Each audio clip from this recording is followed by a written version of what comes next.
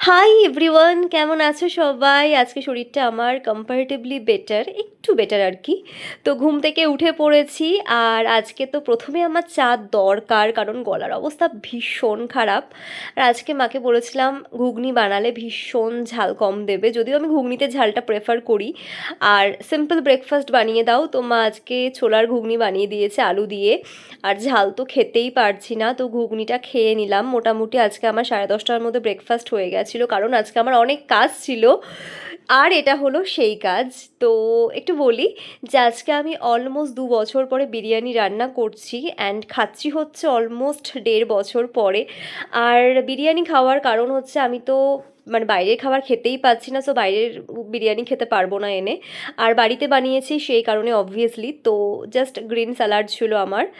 আর chicken biryani বানিয়েছিলাম কারণ mutton তো খেতে পারবো না, তো আলু ডিম সবই ছিল আমার বিরিয়ানিতে।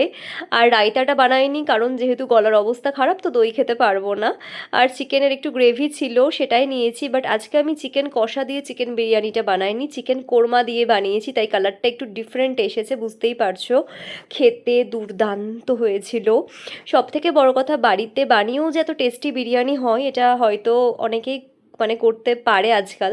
তো আমিও তার মধ্যে একজন। আর সবাই খেয়ে বললো ভীষণ ভালো হয়েছিল। 1 উইক ধরে ধরে এত ক্রেভিং হচ্ছিল কি বলবো, তাই বানাতেই হয়েছে। আজকে এত শরীর খারাপের মধ্যেও রান্নাঘরে ঢোকার এটাই আমার মেনলি কারণ।